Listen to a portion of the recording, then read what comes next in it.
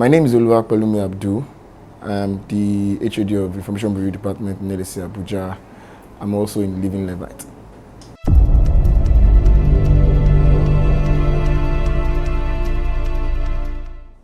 Okay, so life before Christ.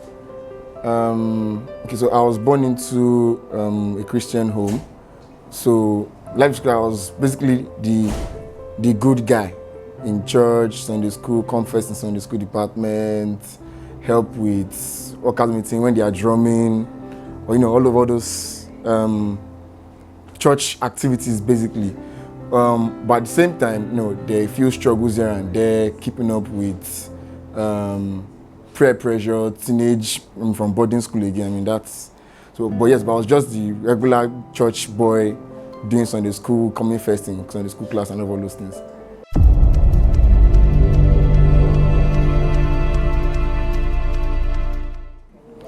Okay, so I remember leaving secondary school, boarding house, going to university. I said, this time when I'm leaving, like my parents finally, for school, I'm like, this time around, I'm going to just live freely. I'm going to do as I like. Maybe once in a while visit the club, just to live. I've been caged for a very long while. And now that freedom is there, now in school. But someone was preached that particular Sunday in church, and that was what changed. That was like the turning point, basically. I got saved on the second Sunday of January 2015. I think that was 8th of January. Okay, so what changed after salvation was, there's what you call just the knowledge that, you have in church. Then there is knowledge where you now get to know God yourself. We keep knowing God every day, but there's that level where there's now this closeness between you and God. You and God have some kind of dealings, where you hear God speak to you, you speak to God as well, not just regular church activity kind of thing. Yes, that's what changed after salvation. Interaction with God, intimacy with God, basically. Okay, so it was on a Sunday. With the thought of coming from home, wanting to be the bad boy, leaving house finally. So it was on Sunday. I got to church. I was supposed to go to RCF that Sunday, but I went to under Redeemed Parish around.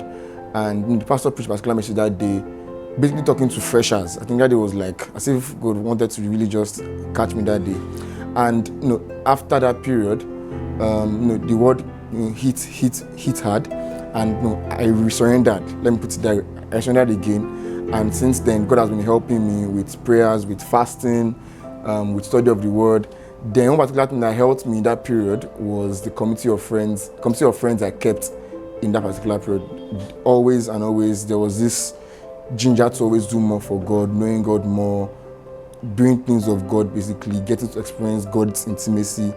That was what really helped me in that period. Okay, so recalling that I've been in church for a very long while, it felt more like there was the change there was, now it's not just the knowledge of that they always say in church, then say no. So it's more of, now this is who you are dealing with. Not when you know somebody virtually, but now getting to meet the person in physical, that was the experience. It was really life-changing for me.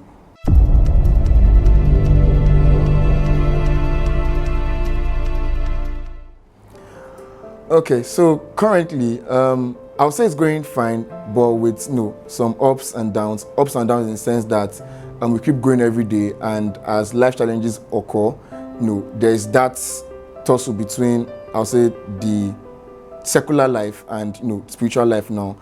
At times, it's not every morning I'll wake up and begin to scabash, and it doesn't happen always like that. But one thing I thank God for is the Holy Spirit. The Holy Spirit is that, and for me, is that great friend, that good friend that I work with, and helps to balance all these things, because by flesh, you cannot at times sleep. It's not supposed to balance it, but the Holy Spirit really helps with my spiritual life. It's just that good friend.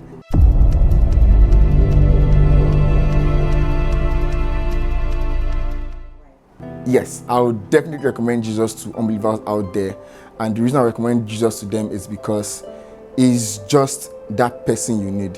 So yes, it's possible to have all of the money, it's possible to have all of the fame. You know, at times we always want to tag unbelievers as those that when people don't have money and make like Christianity look is all rosy, and you know, once you give life to Christ you have money. Yes, that happens, but now to those that even have the money, there is just that missing part in a man that Jesus is just, he just fills that vacuum. And I would like to give an illustration, right? Like a donut, for some donuts that have a hole, that vacuum, Jesus fits into that vacuum. And I recommend Jesus to every unbeliever out there, even to believers who are struggling to still balance with him. I recommend Jesus to them.